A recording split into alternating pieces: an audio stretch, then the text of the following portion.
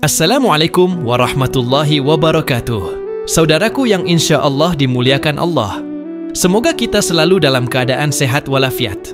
Amin ya rabbal alamin. Dan di video ini kita akan membahas pertanyaan ateis tentang dapatkah Allah bunuh diri? Tapi sebelum kita mulai, sempatkanlah menulis sholawat Nabi di kolom komentar, agar siapapun yang membacanya, kita akan mendapat pahala pula. Allahumma salli ala sayyidina Muhammadin wa ala alihi wasallim. Jika Allah Maha Kuasa, kuasakah Dia untuk membunuh dirinya sendiri? Pertanyaan ini sering muncul sebagai tantangan dari sebagian ateis. Jika Tuhan Maha Kuasa, bisakah Dia membunuh dirinya sendiri? Tujuan dari pertanyaan ini adalah membuat paradoks dan seolah-olah menunjukkan bahwa sifat Maha Kuasa itu tidak konsisten. Tapi dalam Islam, kita memandang kekuasaan Allah Subhanahu wa Ta'ala bukan dalam logika manusia yang terbatas, melainkan melalui tauhid dan pemahaman sifat-sifatnya yang sempurna dan tidak cacat. Dalam Islam, Allah adalah Al-Hayy, yang maha hidup, dan Al-Qayyum, yang maha berdiri sendiri.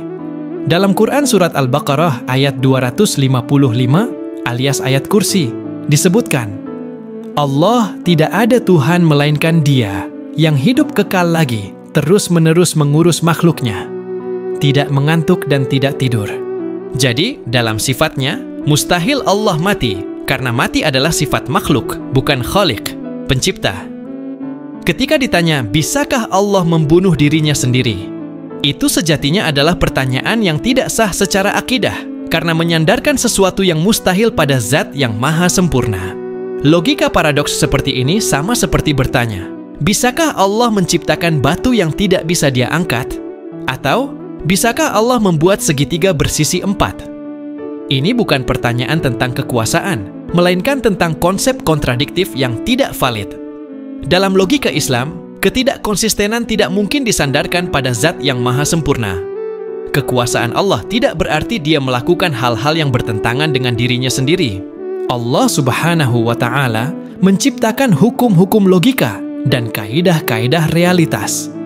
Mustahil baginya untuk melakukan sesuatu yang bertentangan dengan sifatnya.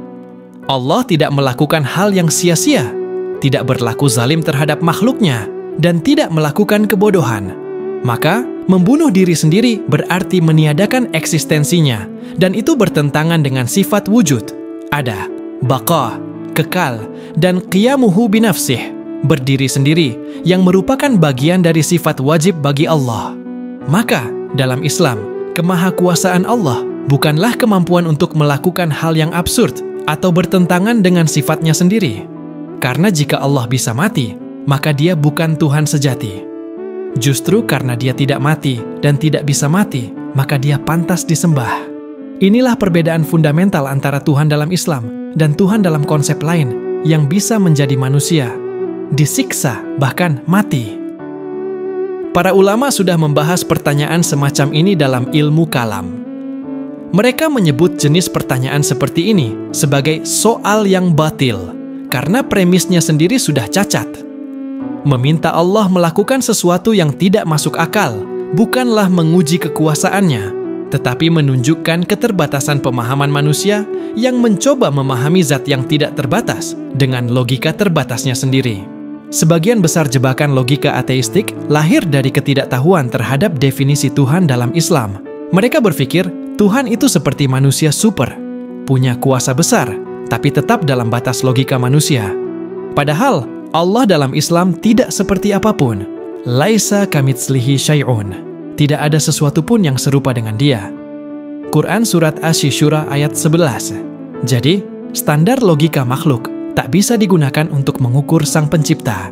Konsep kemahakuasaan Allah adalah kekuasaan yang sempurna dan selaras dengan hikmah, kebijaksanaan.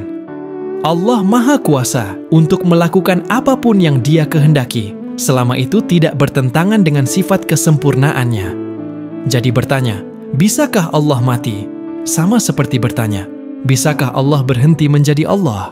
Itu bukan menunjukkan kelemahan Allah, tapi kesalahan dalam memahami siapa itu Allah. Dalam tafsir dan akidah Ahlus Sunnah, kita diajarkan bahwa Allah bersifat dengan segala kesempurnaan dan suci dari kekurangan. Mati adalah kekurangan, kebinasaan adalah kelemahan, perubahan dari sempurna menjadi tidak ada adalah absurd. Karenanya, pertanyaan seperti ini dijawab. Allah tidak melakukan sesuatu yang mustahil menurut akal yang sehat dan akidah yang lurus. Jika seseorang jujur ingin mencari kebenaran, ia akan mendapati bahwa Islam memberikan jawaban-jawaban mendalam tentang eksistensi Allah dan hubungannya dengan makhluk. Tapi jika seseorang hanya ingin membuat paradoks untuk memperolok keimanan, maka ia tidak akan puas dengan penjelasan apapun, karena hatinya telah tertutup. Seperti dalam Quran Surat Al-Baqarah ayat 6, sesungguhnya orang-orang kafir sama saja bagi mereka, kamu beri peringatan atau tidak kamu beri peringatan, mereka tidak akan beriman. Allah tidak membutuhkan makhluk, sementara semua makhluk membutuhkan Allah.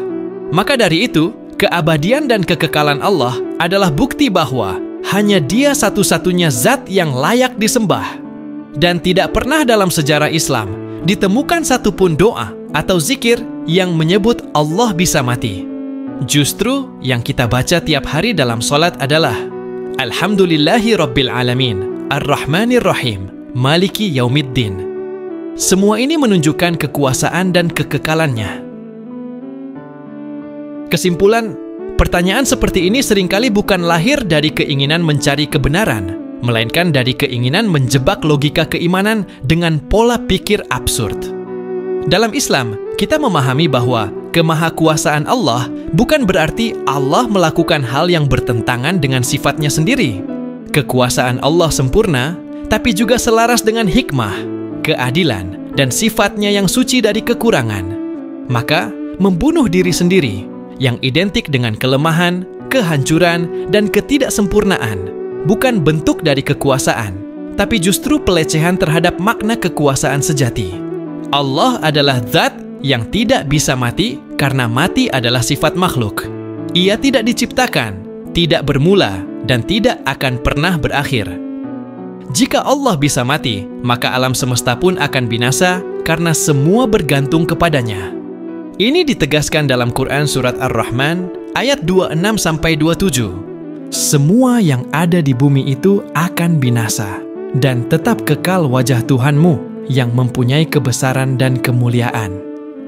Inilah bedanya Tuhan yang sejati dengan Tuhan-Tuhan rekaan yang bisa lemah, bisa wafat, atau berubah bentuk. Kita tidak boleh terjebak pada permainan logika yang dangkal.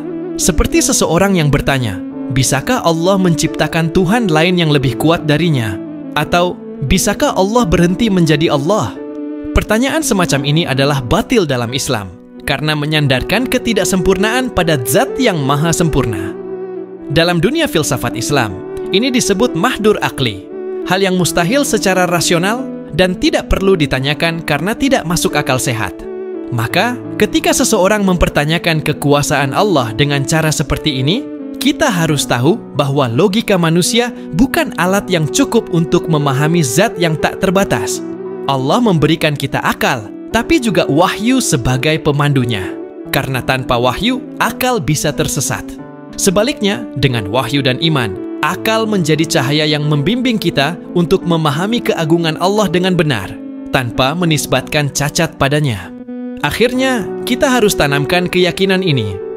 Allah Maha Kuasa, dengan kekuasaan yang tak terbatas, tapi kekuasaan itu tidak bertentangan dengan sifat kesempurnaannya.